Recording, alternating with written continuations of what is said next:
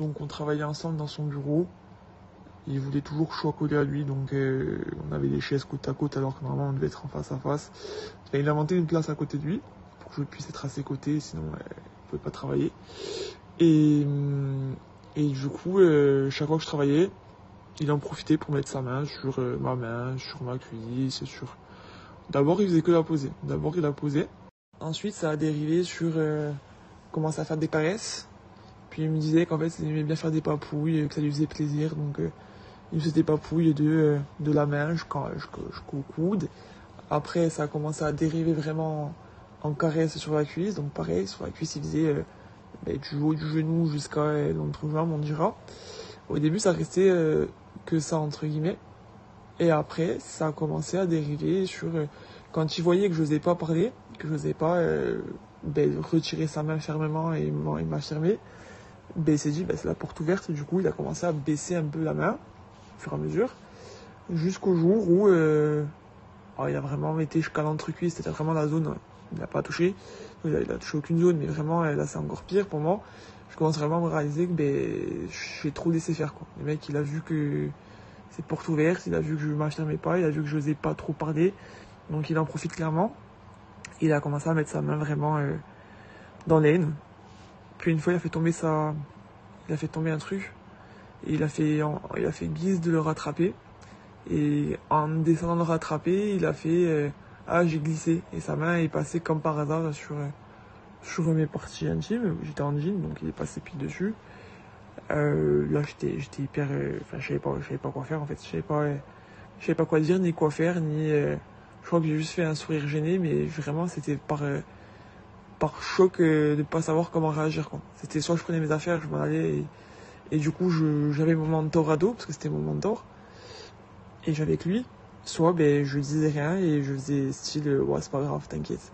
Après, c'est un homme qui est très très dessin, il adore dessiner, donc il dessine tout et n'importe quoi. Mais il y a un jour, je suis arrivé à la table où on travaillait, et en fait il m'avait dessiné.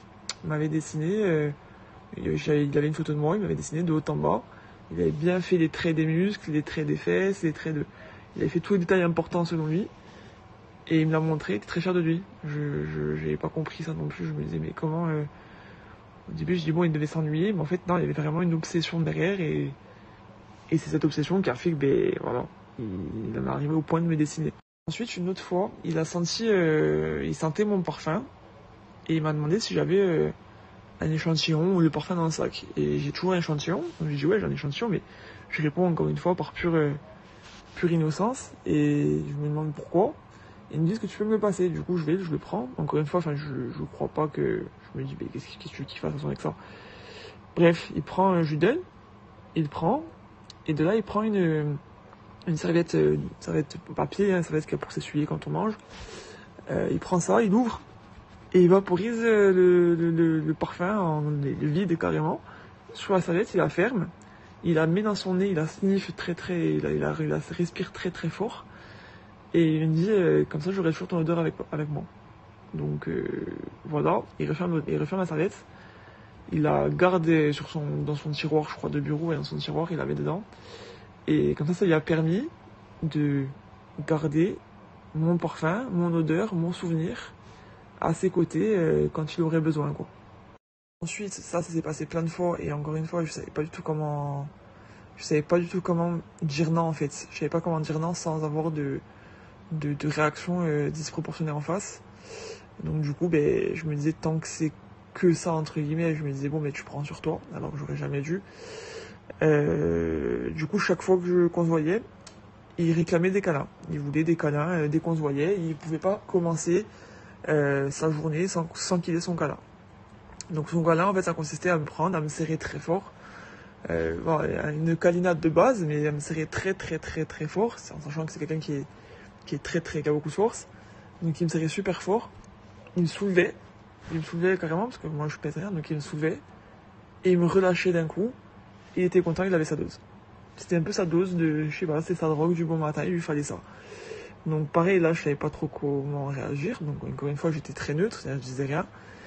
Et une fois, même pas qu'une fois, même, je crois que c'est passé au moins 3 ou 4 fois, il m'avait emmené, 3 ou 4 fois, il m'avait emmené sur dans un espace un peu de salon en fait qu'il avait. Et de là, il m'avait pris pareil, il m'avait fait un câlin, sauf qu'il m'avait soulevé et il m'avait fait tourner. Comme une enfant, comme on prend une marionnette et qu'on la fait tourner quand on est heureux, quand on a des liens très très proches. Là, pour le coup, c'était complètement inapproprié. Il me faisait tourner, moi j'étais là, je me disais, mais qu'est-ce qui se passe? Je comprenais rien en fait. J'étais tellement, je sais pas, c'était tellement absurde comme situation que je savais pas comment réagir. Je me laissais faire et je disais rien. Je savais pas quoi dire, je savais pas quoi, parce que je voulais pas non plus brusquer en face parce que j'avais peur de sa réaction, qu'elle soit brutale ou on sait jamais. Et du coup, je fermais ma bouche et je subissais totalement ce genre d'actes qui ont pas du tout leur place en fait. 2 fois, il m'a fait aller dans une espèce de salle complètement glauque. Il y avait des trucs anti-son. Je sais pas comment ça s'appelle, des espèces de mousse anti-son qu'on met au mur pour tout ce qui est enregistrement audio, tout ce qui est là on veut pas entendre quoi. Là, on veut pas que le son est diffuse. Sauf que là, c'était une salle de 3 mètres carrés, il y avait rien, il y avait une table, on aurait dit une salle d'interrogatoire. Il y avait une table, un pouf, une chaise et une lampe qui buguait. Donc c'était assez très très glauque, vraiment bizarre comme ça, je voyais pas d'intérêt. Et en fait, lui me faisait aller là-bas pour qu'on fasse des réunions où il y avait personne, pour être tranquille soi-disant. Donc pareil, je me disais bon, vu qu'il y a du monde en soi dans le bâtiment, je me dis bon, il peut pas, je pensais qu'il ne pouvait rien se passer. Et en fait, à chaque fois qu'on arrivait dedans, donc les 2 fois, il fermait la porte derrière nous. Et là, pareil, il commençait à me prendre, à me serrer hyper fort, à me soulever, à me respirer le cou, parce qu'il avait absolument besoin de sentir mon odeur. Il me respirait le cou, il me reposait, et après il voulait qu'on se mette côte à côte pour, soi-disant, travailler, sauf que chaque fois, moi je feintais de... soit j'avais oublié quelque chose, soit j'avais besoin d'aller aux toilettes, mais je faisais toujours en sorte en fait de revenir et de laisser la porte ouverte. Je voulais pas que rester enfermé dans cette salle avec ce monsieur, parce que porte fermée, on n'entend rien, et c'était vraiment la porte ouverte, la porte ouverte pour le coup à ce qui aurait pu, ce que d'autres filles ont déjà dû subir dans ce genre de situation, quoi. Donc j'ai toujours fait ça. Heureusement, à chaque fois, j'ai réussi à raccourcir au plus vite ce genre d'ambiance, on dira. C'est-à-dire qu'on restait genre 10 un quart d'heure, et après, je disais qu'il fallait que je parte. J'arrivais à m'en sortir. Mais si j'avais pas cette présence d'esprit de feinter, je pense qu'il aurait clairement tenté d'aller plus loin. Après, dès que je partais, par message, c'était toujours des allusions à mes fesses, des allusions à ma beauté, qu'il avait jamais vu ça, que c'était vraiment... il était fan de moi, qu'il pouvait pas se passer de moi, que dès que je mettais un peu trop de temps à lui répondre par message, il me relançait, c'était obsessionnel. C'était... au bout de 10 minutes, il se disait, bon, mais ouais, tu as quelqu'un, il se demandait si j'avais pas un petit ami, ce que j'étais en train de faire, De suite, il était en manque de confiance, il se disait, bon, mais je vais la perdre, il était de suite en pression. Et il me le faisait comprendre, et du coup, il me faisait culpabiliser, en fait, de pas lui répondre vite. Et même là-dedans, je suis tombé, je me suis dit, bon, le pauvre, c'est vrai qu'il me mentor, il faut pas que je le laisse sans réponse, même plus d'une heure. Même là-dedans, il a réussi à me mettre dans une trappe où il fallait absolument, j'avais cette pression de ne pas laisser ce monsieur sans réponse pendant plus d'une heure, pour ne pas le vexer, pour ne pas le perdre en tant que mentor. Donc du coup, j'ai fait en sorte pareil de ne pas le vexer trop, de toujours être là dans les temps, on dira, tant que je pouvais. Et quand il a vu que je rentrais dans son jeu, entre guillemets, c'est-à-dire que je le laissais pas patauger pendant des heures, il s'était dit, il a dû se dire que c'est bon, c'est dans la poche.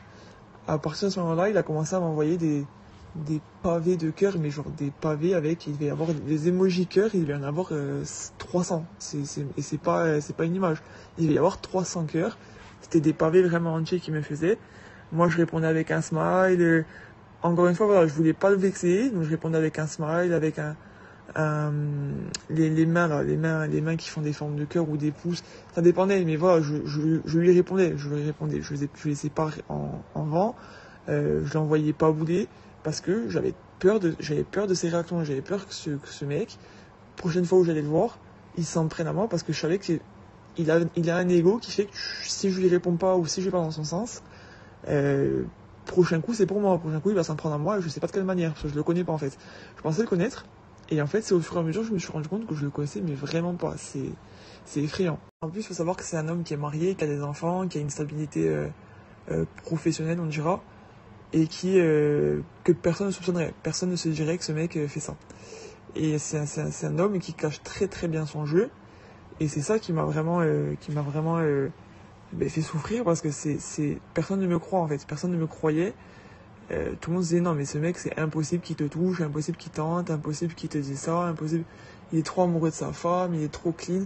Mais en fait non. En fait tout le monde croit parce que personne ne le connaît vraiment. Mais moi j'ai malheureusement eu l'occasion de le connaître.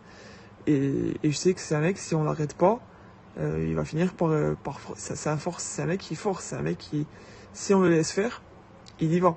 Et il sait très bien, il capte ses cibles. Il sait très bien que si la fille, elle est un petit peu faible, elle est un petit peu innocente, en mode voilà, je dis pas trop, j'ose pas parler, j'ose pas m'affirmer, j'ose pas m'imposer. Ah ben le mec, il fonce dedans. C'est ce qu'il a fait avec moi. Il a vu que j'étais une très bonne proie pour ça. Et il en a clairement profité, quoi. Très très malin. En plus, il faisait que m'écrire sur Telegram et sur WhatsApp. C'est-à-dire que j'avais aucun contact avec lui. Sur des messageries classiques, professionnelles, voilà, du SMS, du Messenger, du mail.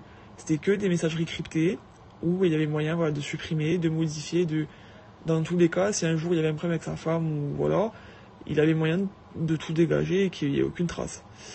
Et aujourd'hui, c'est ce qui se passe, c'est-à-dire qu'aujourd'hui, on n'est plus en moderne, mais c'est complètement sa parole contre la mienne. Donc, je suis complètement démuni face à un homme, voilà, qui a 20 ans de plus et qui a sa réputation, qui a tout le monde qui croit que c'est le plus fort, le plus beau, le plus intelligent.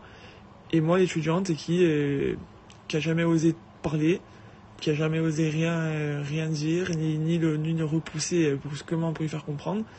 Et tout le monde le croit lui, parce que moi, du coup, je suis l'étudiante et qui fait ça pleureuse, comme ils disent certains, et qui se plaint alors que vu qu'il m'a pas touché vraiment, c'est pas grand chose, c'est pas grave. Et, toujours en train de minimiser les faits et de sauver évidemment ce genre d'action, ce genre d'homme.